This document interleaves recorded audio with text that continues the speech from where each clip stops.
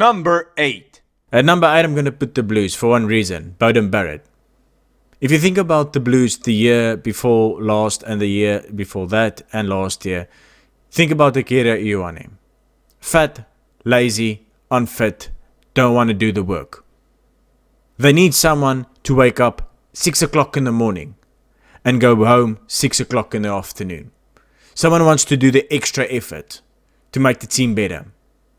The Blues didn't have that. Now they do.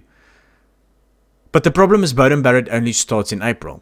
And when Beauden Barrett starts in April, the Blues would have lost 6 games. Why do I say that? The first game they're going to play against the Chiefs, they're going to lose it. Play against the Crusaders, they're going to lose that. Go up to Cape Town, they're going to probably lose that as well.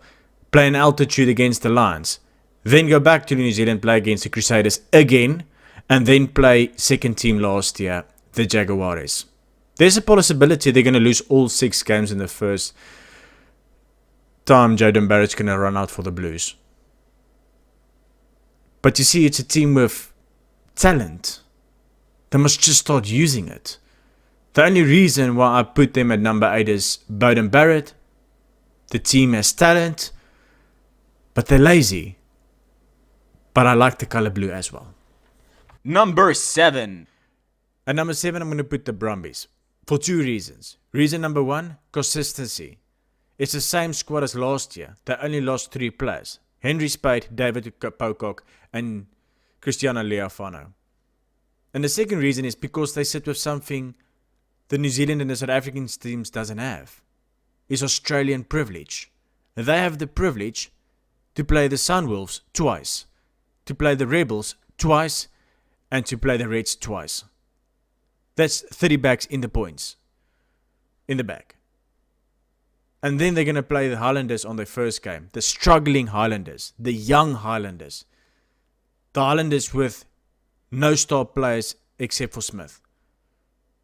That's 35 out of the 40 points they need to go into the quarters. Are they going to win it? No. But are they going to go into the quarters? Yes, they are. So number 7, the Brumbies. Number 6. At number 6, I'm going to put the Sharks for one reason. I think they have the second best backline in the Super Rugby. This is the backline. Fassi, number 15. 14, Nkosi. 13, Lekwani Am. Number 12, Andre Esterhuizen. 11, Makazolo Mapimpi. 10, Cohen Bosch. There's your Springbok backline. Fantastic. But the problem is, they lost Dan de Preer, Jean-Luc de Preer, Kuni Oosthuizen, Pies Matoraira, and Jacques Vermeulen. The good thing is they did replace him with excellent players like Oxenoche, Leroux Roots, Siku Buse Noche, and Henku Venter. Good signings, but I don't think it's the de Preer brothers, Kuni Oosthuizen, Beast, and Jacques Vermeulen. I think they're going to struggle up forward, but their backline can do something. If that forwards of them can help them get forward ball to give the ball out wide for the backs, they're going to be amazing. So, just because of the exciting backs, I'm going to put the Sharks at 6.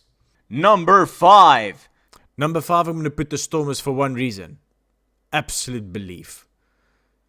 If you look at their forward pack, Frans Malherbe, Bongi Mbonambi, Stephen Kurtzov, Wilkelo, that front row. That's the same front row that won England in the final. The same front row that dominated New Zealand in the first game. The same front row that dominated Wales in the semis. And the same front row that absolutely destroyed Japan in the quarters. Then they got Peter Steptoe, World Player of the Year and 3-time South African Player of the Year. And the inspirational Siya Kolisi. And then they sit with 2 good locks. Not special, but they're good. Chris van Zyl and Kobus Wiese. I'm going to put the Stormers there. And the best chance for South Africa to win a Super Rugby is going to be the Stormers. Backs, alright.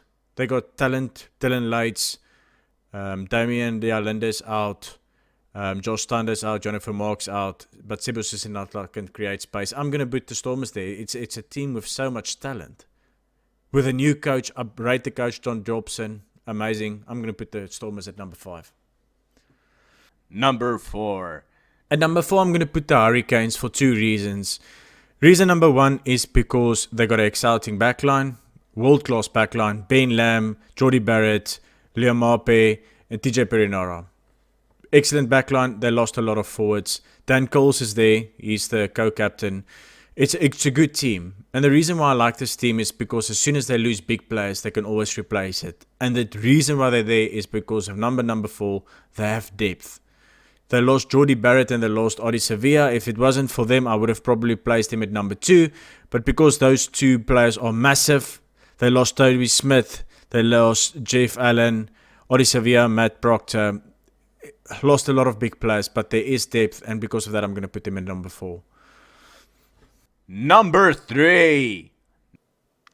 I'm going to put the Chiefs there for 3 reasons. Reason number 1, Aaron Cruden is there. Excellent fly-off. They had a problem with fly-off last season. They replaced him. Next thing, Damian McKenzie. There was a problem to create space outside last season because Damian McKenzie was injured. He's back. He's fully fit. He's going to create space. This man is quick. He's going to do it. Next thing is Warren Gatland. Warren Gatland is probably in the same level as Rassie Erasmus, Graham Henry, Eddie Jones.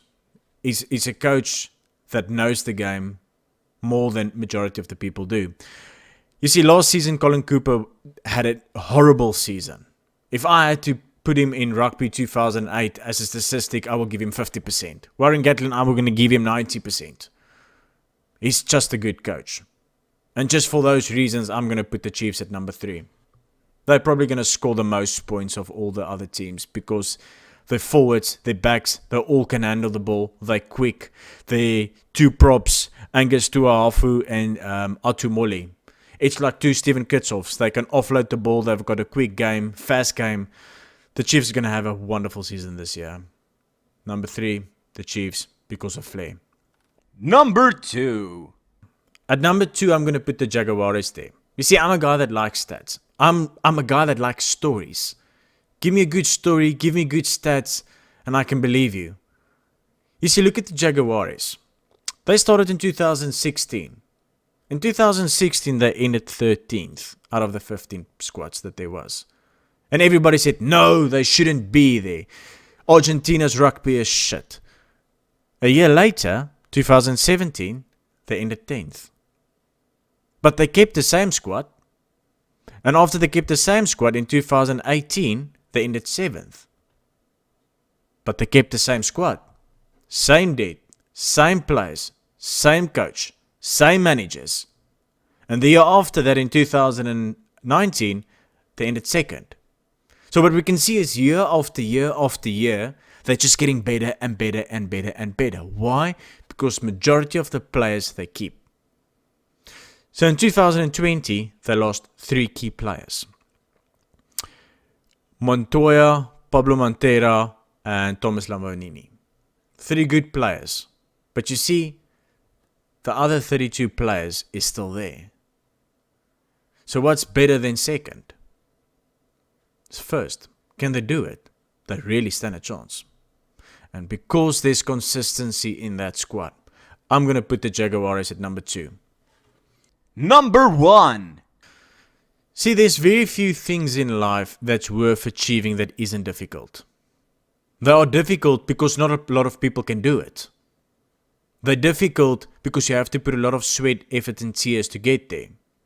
If you can do it consistently year after year after year, you become a dynasty. And you see, the thing about the dynasty is it's easier for them to solve the next problem because the ones behind them try to catch up. The Crusaders are a dynasty because they have 3 things. They have a good coach, good management, and good players. With those 3 things, you will always win a trophy. Someday or another, you're going to win that trophy. Look, for example, the Bulls in the late 2000s. Good coach, good player, good management. But as soon as the player starts leaving, what happened to the Bulls team?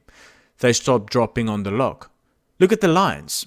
Lions didn't win a Super Rugby trophy, but they were in the final 3 times. Why? Because they had a good coach, they got good players, and they had good management.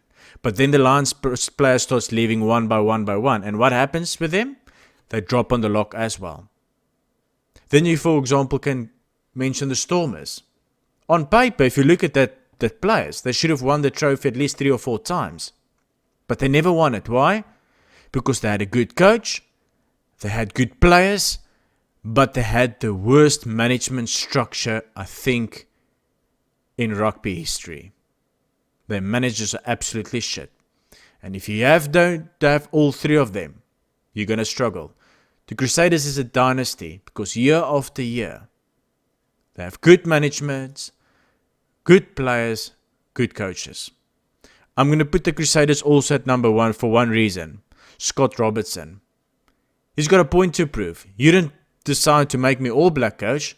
Now I'm going to show you what you've missed. And for that reason alone, I'm going to put the Crusaders at 1.